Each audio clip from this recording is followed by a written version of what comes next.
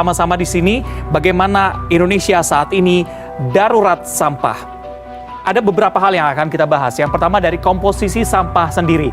Ada beberapa hal komposisi sampah berdasarkan dari jenisnya. Yang pertama paling banyak di sini adalah sisa makanan 40,7%.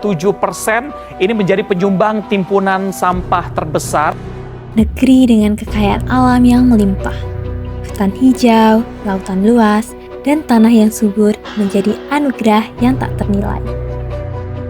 Namun, di balik semua itu, ada ancaman besar, yaitu Indonesia darurat sampah. Setiap harinya, jutaan ton sampah ditumpuk tak berguna di sebuah tempat hingga menjadi gunung sampah. Berbagai jenis sampah mencemari sungai, pemukiman penduduk, hingga laut. Sementara sampah organik terbuang sia-sia. Ini bukan hanya masalah lingkungan, tapi juga tanggung jawab kita bersama. Salah satu wujud kecintaan terhadap masalah sampah yaitu Institut Teknologi 10 November yang mendirikan pengolahan sampah dan kompos ITS yang terletak di Jalan Arif Rahman Hakim nomor 193, Keputih, Kecamatan Sukolilo, Surabaya. Di tempat ini, sampah organik dan anorganik diubah menjadi sesuatu yang dapat dimanfaatkan terhadap lingkungan sekitar. Kami dari kelompok 6, Kimdes 16, berkesempatan untuk mewawancarai salah satu penanggung jawab dari tempat pengolahan pupuk kompos ini, yaitu Bapak Wiono. Beliau telah menekuni pekerjaan ini semenjak pengolahan kompos ini berdiri sekitar 5 tahun yang lalu. Beliau juga menjelaskan beberapa hal mengenai proses pembuatan pupuk kompos. Oh ya, untuk sampah organik yang diolah hanya berupa daun-daun ya. Untuk jenis sampah lainnya diolah di tempat pengolahan sampah non-organik.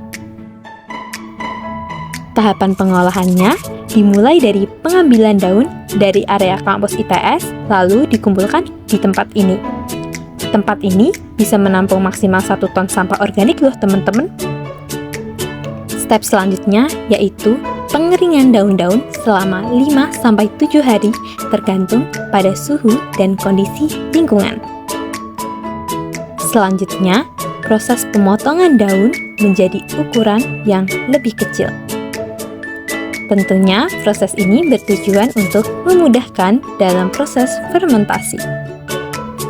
Tidak sampai di sini, proses selanjutnya yaitu proses penguraian oleh mikroorganisme di mana sampah daun tersebut diletakkan pada blok-blok sesuai dengan masa fermentasinya. Di tahap ini juga ditambahkan senyawa E4 yang mengandung bakteri pengurai seperti Lactobacillus sp yang bertugas mengurai daun-daun menjadi kompos. Pada proses ini juga akan dilakukan penyiraman agar kondisi pupuk tetap lembab sekitar 2-3 kali sehari. Proses panen kompos yang siap digunakan sekitar 1-1,5 bulan. Pupuk kompos yang dihasilkan sendiri biasanya dikirimkan langsung ke kampus Institut Teknologi 10 November. Tidak didistribusikan ke tempat lain. Oh ya, bukan hanya kompos, ternyata sari dari daun-daun yang dihasilkan dalam proses penguraian dapat diolah menjadi pupuk E4 kembali. Selain menanyakan proses pembuatannya, kami juga sempat wawancara kepada Bapak Wiono tentang beberapa hal berikut.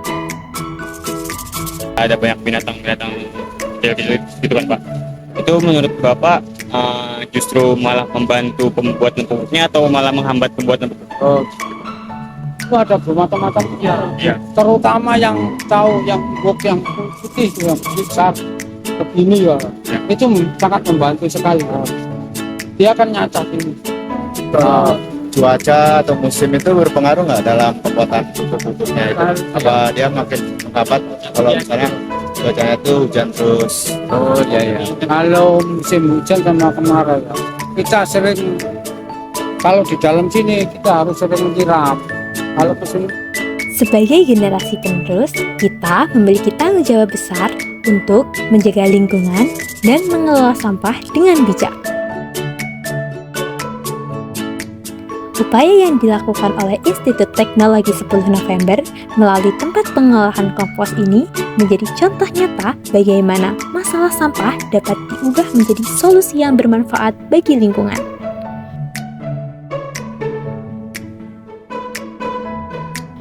Melalui kesadaran kolektif dan tindakan yang nyata, kita dapat bersama-sama menciptakan Indonesia yang lebih bersih, sehat, dan berkelanjutan.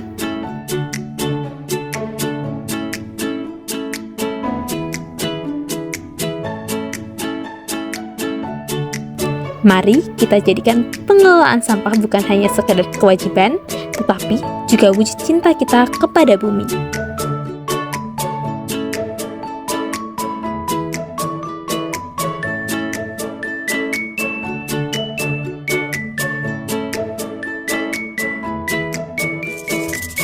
Bersama-sama, kita bisa membawa perubahan nyata untuk masa depan yang lebih baik. Sekian kegiatan observasi dari kelompok kami, semoga bermanfaat. Sampai jumpa.